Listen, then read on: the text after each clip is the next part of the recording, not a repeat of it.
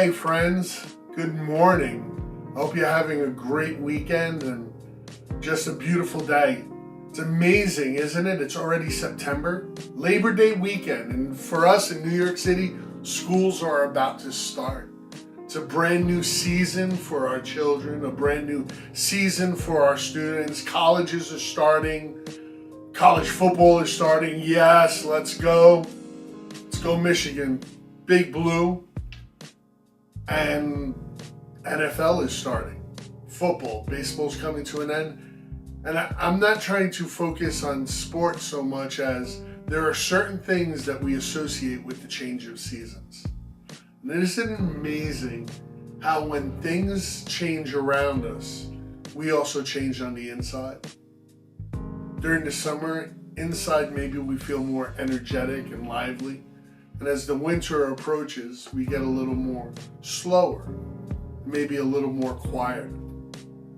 That not only do seasons, but environments also affect the way we feel. Have you ever walked into someone's house or someplace and just felt a certain way, whether it was accepted or rejected? Or you know people that when you see them, just the environment is going to either be raised or they're party poopers and they're going to bring the party down. I say that because we carry a lot of emotions and feelings with us. And it's not only us that determines our emotions and feelings, but everything that happens around us. And I've been thinking about this as we talked about the parable of the sower and the 4 types of soil. And in that 4 types of soil, we said that it's all of us, each soil, I didn't say it, Jesus said it, is reflective of different hearts. And it got me thinking about our hearts and what our heart is, really. Because the one thing that all humanity, all of creation, understands and relates to is that the heart is more than this 4-chambered thing that pumps blood inside of us. The heart is so much more. That there's this physical heart that we all have and carry with us, which every human being acknowledges, because if they didn't acknowledge, they'd be dead. But also this heart where our emotions and our feelings and our thoughts and our perceptions lie. It's in the heart. And all of humanity agrees. We'll say things like, I love you with all of my heart. Or when we talk about love, or we talk about affection, or we talk about emotions, we're talking about what our heart feels and what our heart responds to. And when things change around us, the environment, the situations, the people, how does our heart go? Have you ever been around a group of people where your heart felt happy and excited? Maybe around family during the holidays that are approaching. Maybe the first time you smell. Just go back with me to something that's comfort food for you. Maybe it's a chestnut soup or butternut squash soup for like my wife, where that smells of cinnamon and nutmeg. For me, it's more of the smells of a sofrito and an adobo, cooking in the meat and the rice. There's a certain smell that when it hits us, it makes us feel a certain way. It's not our nose that's making us feel a certain way. It's not our mind that's making us feel a certain way. It's our heart that makes us feel a certain way. Or maybe the holidays and the way things are approaching have an adverse effect. That now you have anxiety because you know you're going to have to be around people. Fear, maybe because you haven't spoken to people and now you might have a confrontation. Despair, because you feel hurt by those people. But whatever we're feeling, whatever those are emotions, they come from somewhere. Somewhere inside of us. And the one thing we agree is that that place is the heart. And I began to think about the heart and the Bible, and like I said, with the parable of the sower and everything that Jesus was talking about. And the first time Jesus mentions the heart, it's in Matthew chapter 5 on the Sermon on the Mount. And if you think of the context and everybody who he's speaking to, he's talking to these people that were on the outskirts and the fringe of society. They were the people that lived on the margins, the dysphoria, the people that people forget, the poor, the sinners. And what I mean by that, I meant the sinners that people look down upon. Isn't it true that some sin we don't look down upon, especially the sin I commit? But then the sin other people commit, we look down upon. And there were people that were frowned in their society. Tax collectors, prostitutes, the addicts, the lepers, those that could not work because of a disability, or maybe because they weren't smart enough and they had a mental issue. All those things, all those people were just herded outside like cattle. And Jesus sees them, and his heart is moved by them. And he begins to teach them. And the first thing he begins to do is he begins to bless them. And he lets them know that the pathway of blessing that God has for them is a different way. And the pathway to the kingdom of heaven is a different pathway than the kingdom of this earth. And Jesus says this, he says, "Blessed are the pure in heart, for they shall see God." So right there, he says that the heart sees. It's with the heart that when our heart is pure and clean. Now, how can our heart be pure and clean if all it is this part of our body that pumps blood and really pumps oxygen and cleans out our system? If our heart is just this muscle, why would Jesus say that our heart needs to be pure? Why, if our heart is a muscle, why would we say, "They broke my heart"? Why would they say that my heart is full?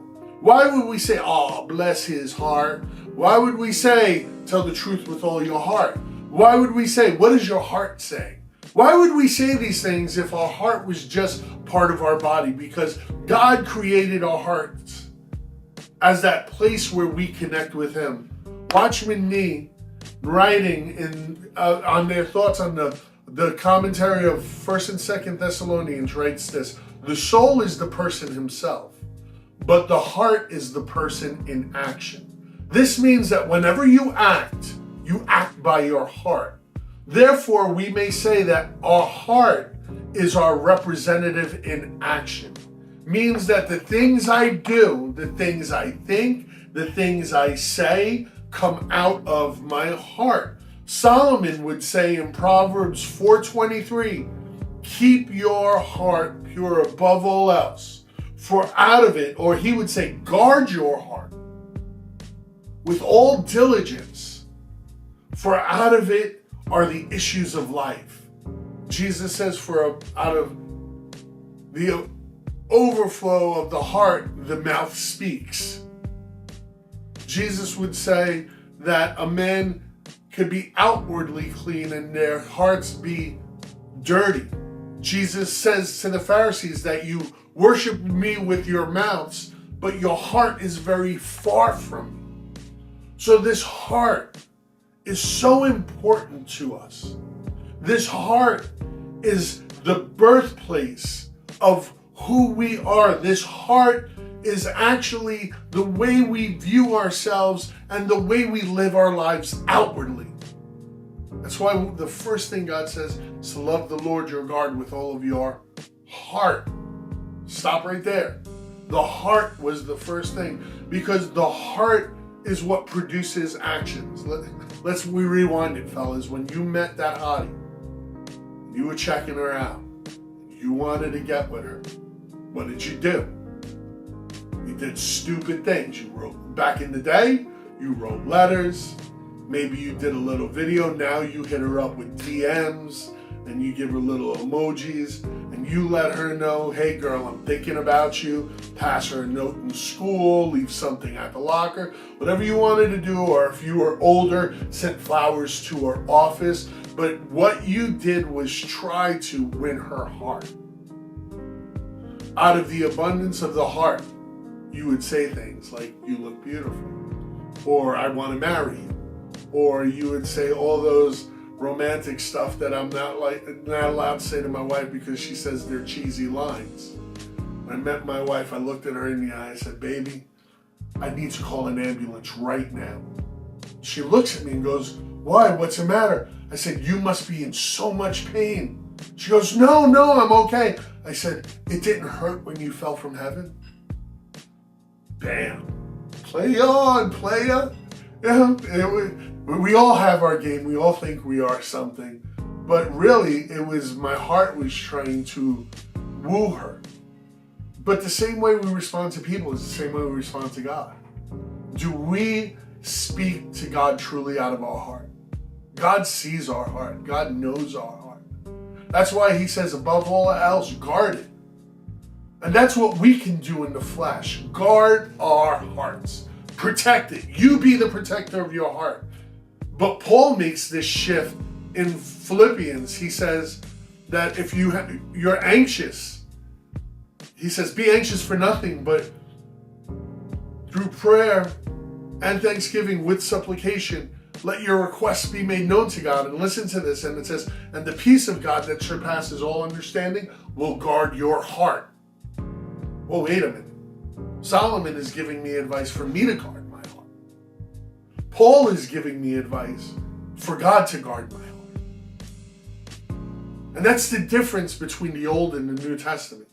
The Old Testament is showing us how the best attempts we can do to get to God. And it never reconciles the fact that man's attempts haven't succeeded nor failed. We don't know yet. And then we realize on the cross, when God rectifies it, he lets us know that it was never meant for us to get to God. God loved us so much that he came to us. That in and of ourselves, we can never see him or perceive him because we were lost and dead in our trespasses. But God taking on the form of a man because he loved us with all of his being. And because of God's heart is full of love for his creation, it was the God of action, the God of love. If our heart is our action, ourselves, what we do, what drives us, then we see that God's heart was driven by love because it was the love for you and I that Jesus went to the cross. And at that shift, God no longer said it's your job to protect your heart. But at that shift, God said, it's my job to protect your heart. That give me everything that burden you. Give me everything that weighs on you. All of your hurts, all of your pains, all of your disappointments, all of your problems. Give those things to me because my job is to guard you.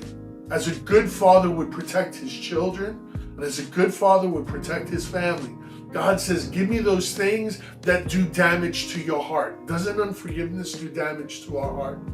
Jesus says, give that to me. Doesn't disappointment and anxiety and fear cause damage to our heart? It's like eating all the wrong foods. Eat the wrong food long enough. Drink the wrong drink long enough. Smoke the wrong smoke long enough. Inhale the wrong thing long enough. And you will do damage to your heart. And it's the same thing with us. If we consume enough of the wrong things, it will do damage to our hearts. And God knows the value of your heart, and he knows the value of my heart. The value of our heart is in us giving it to him, and he will guard it and he will protect it. Hearts are very important to God. And hearts are very important for the way we perceive the world around us. We started talking about change and changes. And it's changes in our environment, changes in our perspective, changes in seasons that affect the way we behave and the way we act. And Jesus is addressing this crowd on the Sermon on the Mount, right? Remember, I'm sorry about that little journey, but you needed to understand the depth of the heart for a second, if that's okay.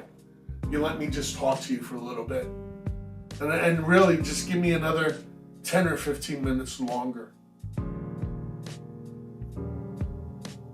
When we look at what Jesus is saying about the heart, he's going to say that there are things that are going to try to win our heart. Just like there are things that are going to hurt our heart. There are things that will try to create for us an identity and the way we see ourselves in our hearts. Jesus says this to a people, and again, these were the poor, the needy, the uneducated, the outcast, the sick, the foreigner, the depressed, the hurting, possibly the unemployed.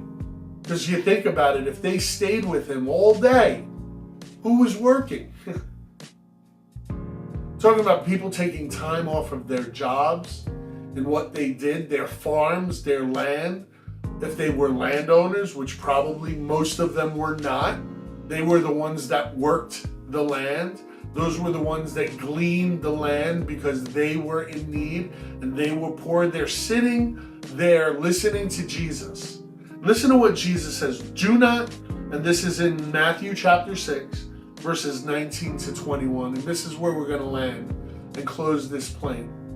We open talking about Proverbs, to guard your heart. Then we went to Philippians, where Jesus says, the peace of God will guard your heart. Now Jesus is letting us know, all before this and in this, is that our heart is very important, especially where our heart is. Because where our heart is, there our desires are. So Jesus turns around to people that are striving to become upwardly mobile, people that need money, people that need resources, people that need food, people that need medical attention, people that need help. And he's looking at these people, the ones that have been at the bottom. And he says this, don't store up for yourself treasures here on earth. Wait a minute. My whole life has been built about storing up treasures. The whole law had a portion of me with an inheritance and with passing down things and with money and with wealth. But Jesus uses the word treasures. Treasures are the things we value above all else. Treasures are the things that if we were to lose them would affect the way we live our lives. Think about that. What do you treasure? And then he says, don't treasure the things here on earth where moths can eat them and rust destroy them, where thieves break in and steal them. Store your treasures in heaven, where moths and rust cannot destroy and thieves do not break and steal. Listen to this, verse 21. Wherever your treasure is, there the desires of your heart will also be. Treasures. What I want. Separating. He's saying that treasures can affect the way you feel. Just like seasons, just like emotions, just like people, treasures affect us. Those things we hold close to us, those things that we value. Jesus is letting us know, do not value this world system over valuing the kingdom of heaven system. Jesus is pointing us and saying, do not put your hope here on earth, but put your trust in God. Don't invest in this world, because sooner or later, your investments are not going to matter. Your holdings are not going to matter. Your houses are not going to matter. Your things that you own no longer matter. What matters is the kingdom of heaven. Jesus says this earlier. What good is it for a man to gain the whole world and lose his soul?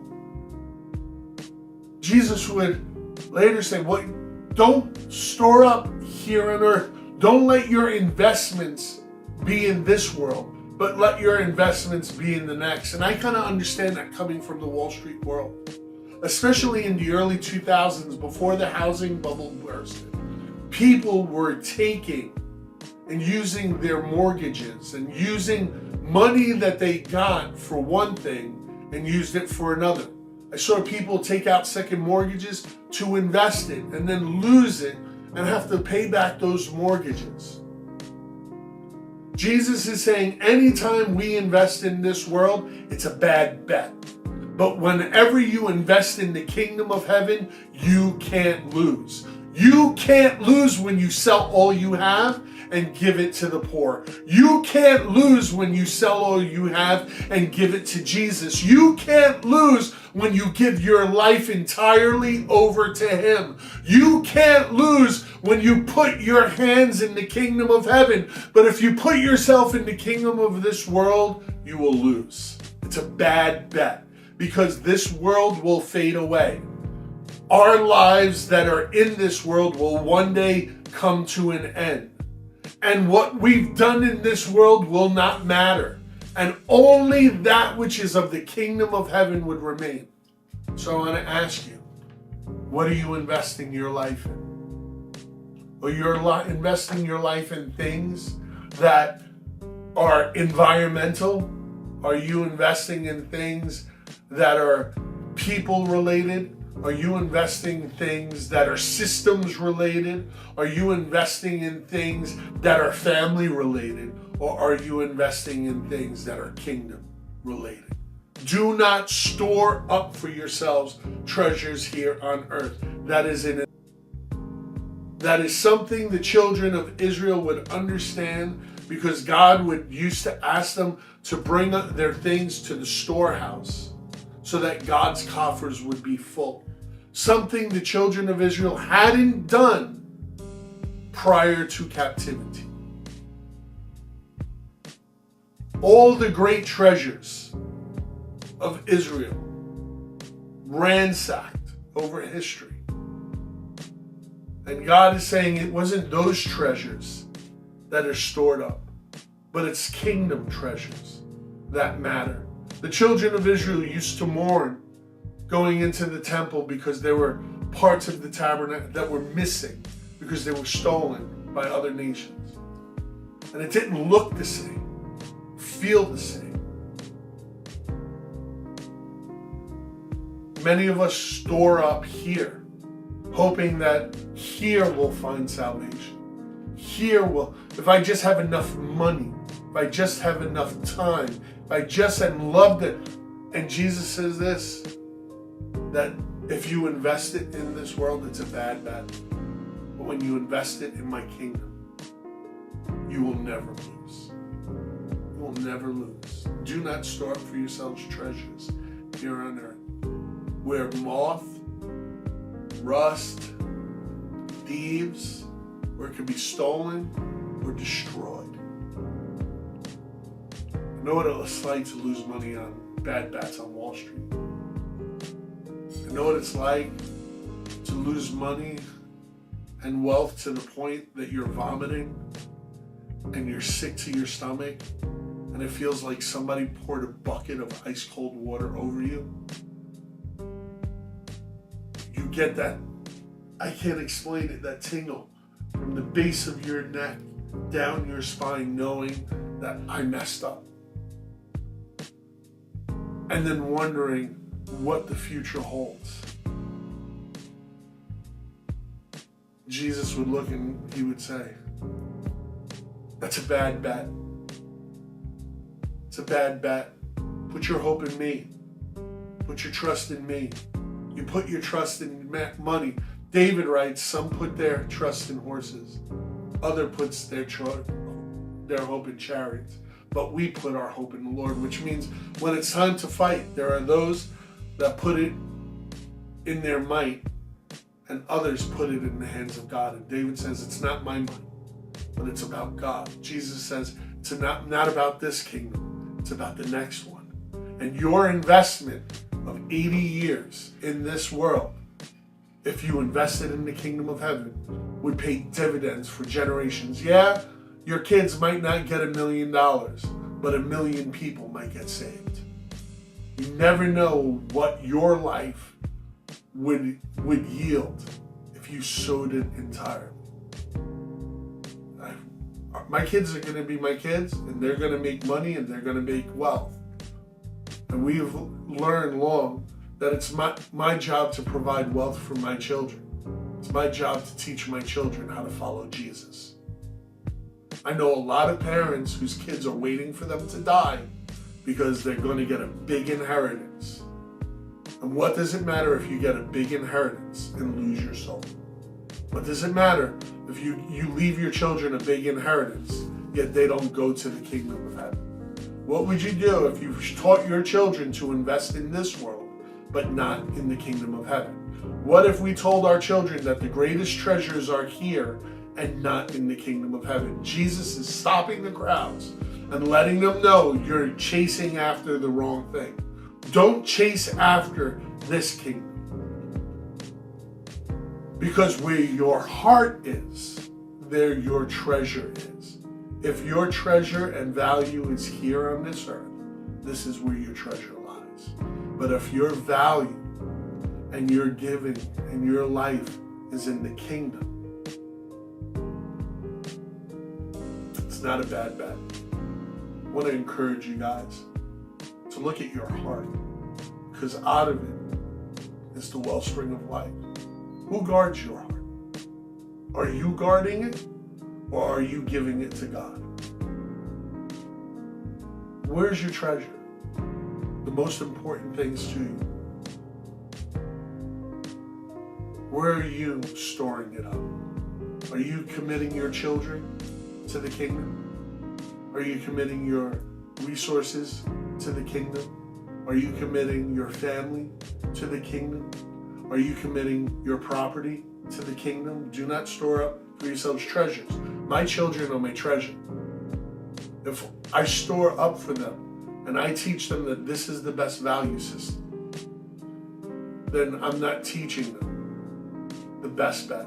The best bet is not how much money my son makes or how famous my daughters become. My best bet is that their names are written in the Lamb's Book of Life. The best bet is that one day they'll be with Jesus. If they live their life for that, they can never go wrong. If they live their life putting Jesus first, they can never go wrong. And I'm looking at you right now. Yeah, you. I'm telling you that when you put the kingdom first, you can never go wrong. It's never a bad bet to give it all to Jesus. All to Jesus, I surrender. All to Jesus. So this day with me, could you say, Lord, I surrender all. All to thee, my blessed Savior. I surrender all. You give it to you, Lord, my treasure. Things that are near and dear to my heart, near and dear to my soul, near and dear to my strength, near and dear to my being, Lord God. All those things that affect me on the outside, Lord God. That I allow another kingdom to impact and affect my heart. I give those things to you. All those things that I worry about, all those things that I desire, I give them to you. Lord, may the desire of my heart be for you and for you alone. And if you're watching, you need prayer, we encourage you to DM us, reach out to us. Let us know how we could pray for you, how we could care for you. If you're watching this and you've never given your life to Christ, I encourage you this day to turn and surrender to Him. Tell Him, let Him know, I believe in you. I believe in your sacrifice. I believe that you rose again on the third day. And I'm going to stop living how I'm living, and I'm going to follow you. I'm going to stop thinking how I'm thinking, and I'm going to learn to think like you. I'm going to learn to live like you. I'm going to learn to be like you, Jesus. So that at the end of my life, maybe from now, up until now, I didn't invest my treasures in the kingdom. But from now till I see you face to face, my life is yours. I will live for your kingdom. And if you feel that way, come join us. Come join us, come fellowship with us, come worship with us, come be baptized. Join the family of God. We love you. I'll see you next week. God bless you.